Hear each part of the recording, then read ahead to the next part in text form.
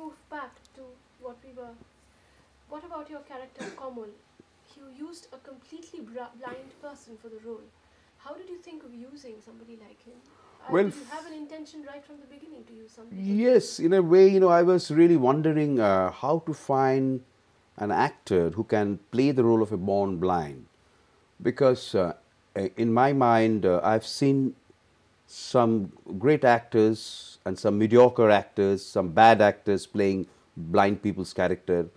Somehow I didn't like it. Maybe sometimes good actors, uh, for example, Nasir at Sparsh was very good, who had done good, really good homework, and few others were good. Otherwise, I don't like the terrible expression of an actor as a blind person. I find sometimes it's like a mockery of a blind man. But for the born blind character, it was a very, very difficult situation. I was looking for an actor. I never liked anybody. I thought that somehow they won't look, because my character is born blind. At the same time, he should have a very innocent face, very innocent kind of look. Then I was told there is a blind opera in Calcutta, blind opera in North Calcutta. They perform, and it's an incredible team that all the actors, singers, they're all blind people. So I went to see that a play, and I found Kamal Kanjilal. It's a very interesting look, perfect for my character, Gogon, and I selected him. But most of my people, my colleagues said that is how you'll direct a blind person, because he can't see.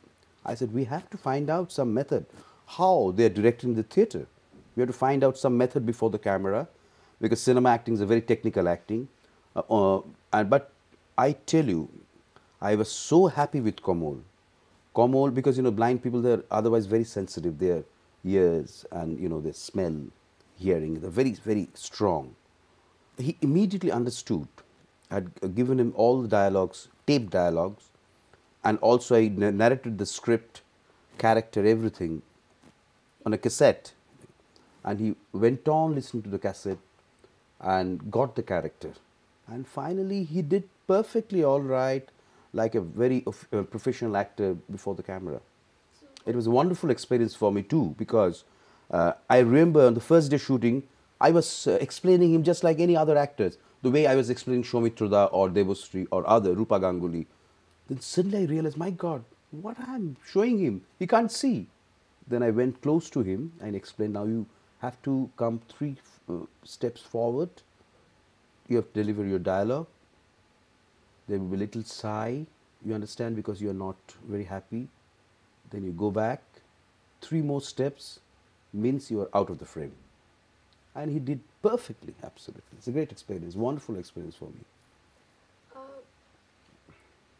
If we move, so tell us now about you, the cinematographer, the documentary filmmaker and the feature filmmaker. I mean, how do you view yourself first? Well, a lot of people call me that you're a very good cinematographer. I said, no, actually, I started my career with filmmaking. Right from the beginning, I was photographing my own film. Sometimes I was editing my own film. I don't really want to take a great credit for that. I think it's a part of filmmaking. Of course, there are many directors who can take a good cameraman. Of course, you have seen that made great films.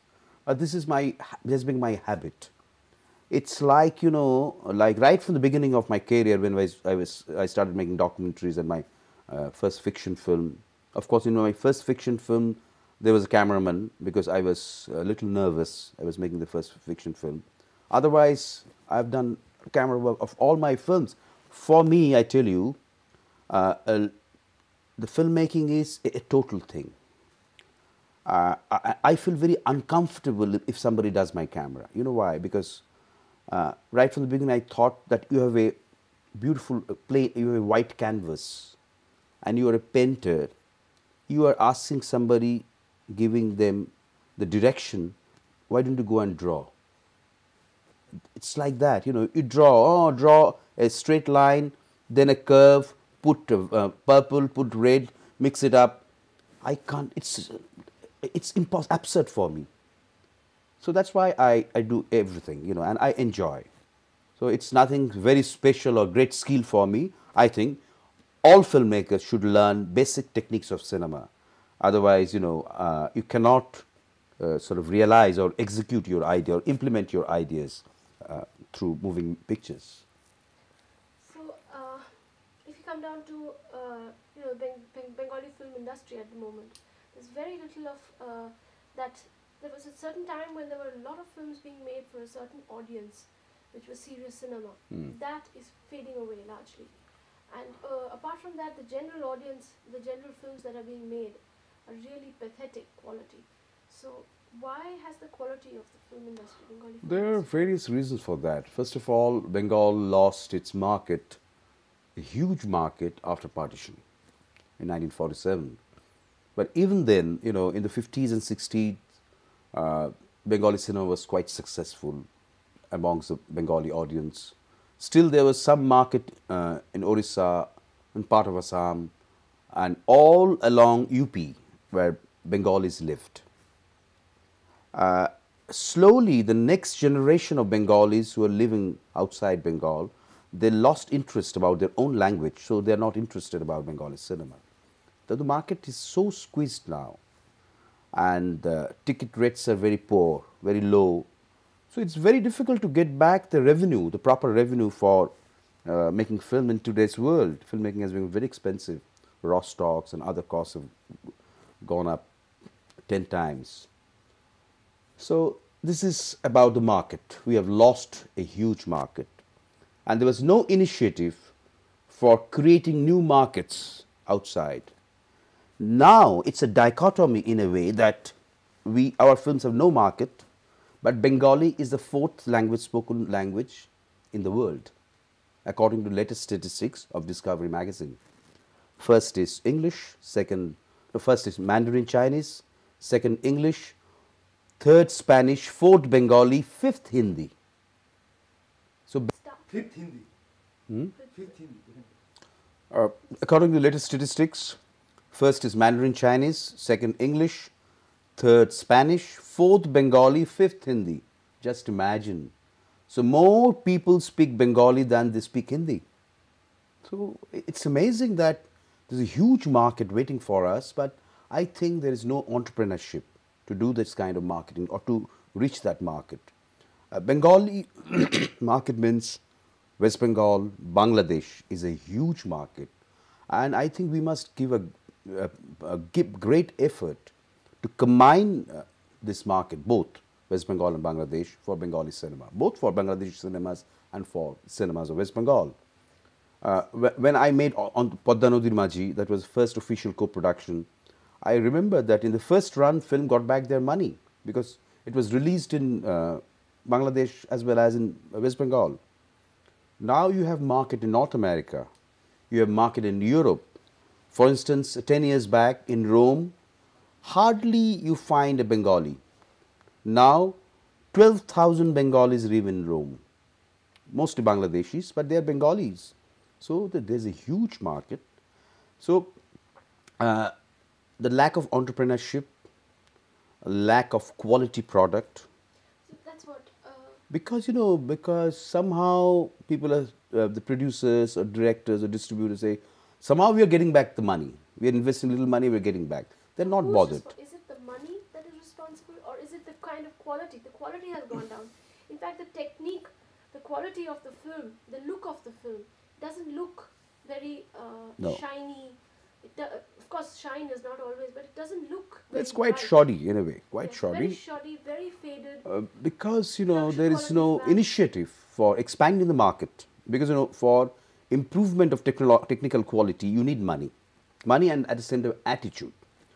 Money is, of course, money matters, but even with a small budget, you can create excellent film of high technical quality, excellent films of high technical quality, and you have to take a sort of chance. For instance, for Dekha, the first time I've introduced Dolby Stereo in Bengali cinema, because they were not bothered. Dolby means, oh my God, another 4.5 lakhs. Somehow we managed and made this film in Dolby, because people are used to Dolby theatres, going to Dolby theatres. The sounds are much more expanded, good quality, good clarity.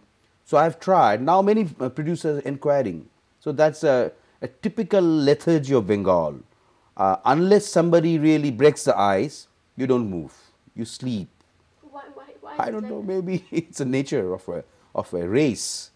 Bengalis are like that. They sleep for many days. Suddenly they get up and you find an independent Bengal country like Bangladesh. They were sleeping. Suddenly you get up and a total movement and a great movement, and the new country was born. It's the nature of Bengalis. A very strange race, very full of mixed blood. So you never knows which blood pricks where. So it's a very strange.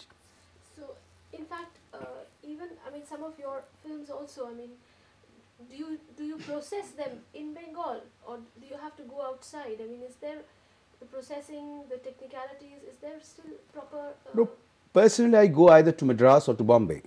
Of course, with great dream, the government of West Bengal took, that was our great dream that there should be a good color lab in Calcutta. Of course, there's a color lab, but the quality is not up to the mark. It's very unfortunate because, they have very good machines. It was a good initiative, but somehow it didn't work. In my opinion, a government can't run a lab because it's not their business. At the most, government can own a lab, but the management should be given to a professional people, who knows their job and experts. So somehow it didn't work. Both here in Kerala, the government labs didn't work well. It didn't do well at all. So it's a pity, real pity. But in Calcutta, in the 40s, 50s, and 60s, still 70s, there were wonderful black and white laboratories attached to each studios. Because all the films, most of the films are Ray, Ghatak, Sen, or Tapun Sinha, all the films were processed in Calcutta. Because we had excellent black and white labs. But after that, nobody took initiative to create a good lab. Then government came up, but somehow it didn't do well. Many say that even your Padanadi Majhi, I mean, probably you washed it and processed it in Madras as well. No. It was done in Calcutta. It's very interesting. Okay. And I was Then supervising. criticize it. No. So Calcutta, the result of Padanadi was excellent. So my point is, if there is good management, good work culture, you can produce excellent quality print even in Calcutta lab. So it's a mindset. It's not that, somehow it's going on. In most of the government organizations it happens, but nobody is responsible, nobody is answerable. So that's the point, there is no hire and fire. In a professional lab, if you don't do work and it's your responsibility because producer has spent such a lot of money, it's a straight hire and fire. You hire the right person, and if they don't work, fire them out. Guria was your last big Hindi film. You haven't made any more in a... After Guria, no, it's not a very big Hindi film. It was a moderate budget Hindi film. Of course, I have some plans in my mind to make films again in Hindi. Perhaps I'll make a film in the backdrop of Jhuria and Dhanbad in my neighboring state, because I've traveled in Bihar and now part of them are under Jharkhand. So I have tremendous weakness for the people of Bihar. So I'll make a film very soon in Hindi in Bihar, in the backdrop of Bihar. What are your current projects that are running, and what are the future projects that you have? Well, just recently I finished a documentary on Kolahandi, Nuapara, you can call it on Western Orissa, primarily about migration, about the misery of people, and about the hypocrisy of administration and some welfare organization. And unfortunate situation, a very unfortunate situation. And that speaks a lot of things about our country. And of course, we have entered into new millennium, but for them, the time doesn't matter. Time is just stopped. They don't know what's happening all over the world. So much isolated. So this is a documentary I have to finish very soon. Then again, I'll make a feature film, maybe a film for children, because I've been toying with an idea of making a film for children or a character who is a very young character, because we don't see from their point of view, and it's very, very important that what they look or how they look at us, it's very important. I may make a film. Of course, I have another ambitious project to make a film on Dara Shuko international production. This process has began 2 years back. A friend of mine has started sort of floated the project already, and I need international cast, a very big budget. It's a dream project, It will take place someday. Yes, we've heard a lot about this dream project. So why are you pitching it on the other side?